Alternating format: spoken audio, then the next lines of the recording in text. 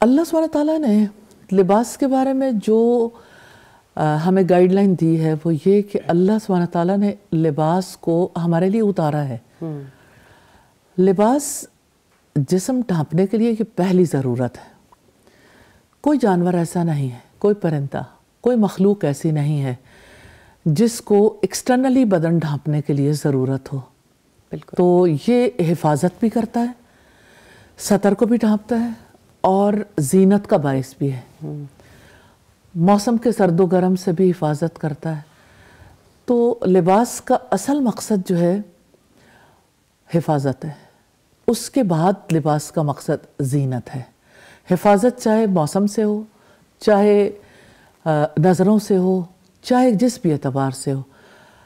زینت جو ہے وہ پرائمری مقصد نہیں ہے، زینت بعد میں آتی ہے. اگر پہلا مقصد پورا ہوگا نا پھر دوسرا مقصد جو ہے اس کے پورا ہونے کے لیے پوری گنجائش موجود ہے. یعنی پہلا مقصد ڈھانپنا ہے، پہلا مقصد حفاظت ہے. حفاظت ہے جی حفاظت ہے. صحیح.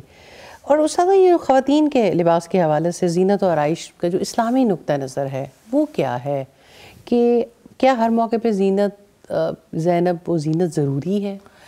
دیکھیے زینت عورت کی فطرت ہے اور زینت اس کا حق ہے، لیکن اس کا اظہار کرنا اس کے بارے میں اسلام کا نقطہ نظر یہ ہے کہ ایک حلقے کے اندر محرم یعنی جو عورت کے وہ رشتہ دار ہیں جن سے نکاح نہیں ہو سکتا اور شوہر کے سامنے زینت اختیار کرنا عورت کا حق ہے، اور باقی حلقے میں نامحرموں میں زینت کا اظہار کرنا ناحق ہے.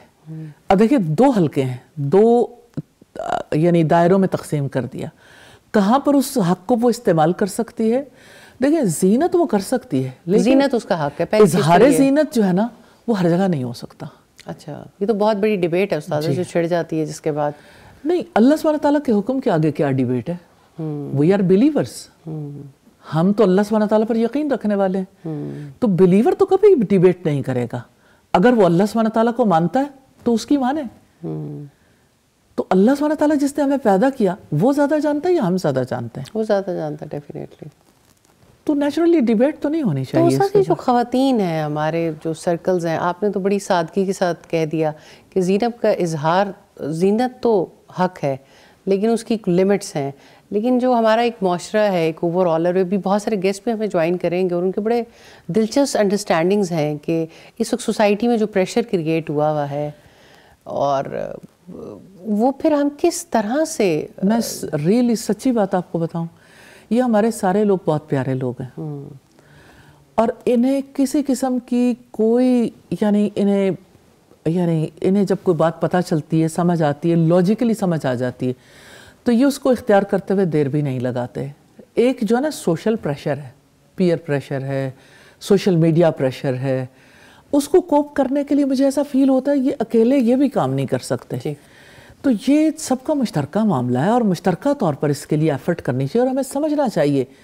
آپ دیکھیں ہمیں ہمارے اور چائنا کے درمیان کیا فرق ہے. چائنیز کو تو اپنے گھر میں استری رکھنے کی بھی ضرورت فیل نہیں ہوتی. وہاں بھی عورتیں پائی جاتی ہیں اور وہاں پر بھی خواتین کو پورے مواقع موجود ہیں اور عورت وہاں کی امپاورڈ ہے. اور آپ یہ دیکھیے کہ وہاں پر اس عورت کو ایسا لباس مہیا کیا جاتا ہے جس پر وہ یعنی اسے کوئی پرابلم نہیں ہے.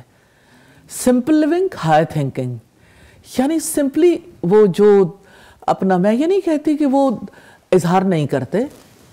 مجھے یہ فیل ہوتا ہے کہ جیسے قوموں کے سامنے جب بڑے مقاصد ہوتے ہیں اور افراد ان مقاصد کو سمجھتے ہیں اور ساری قوم ایک طرف کو جا رہی ہوتی ہے تو قوموں کے لیے کوئی بھی لائف سٹائل اختیار کرنا مشکل نہیں رہ جاتا.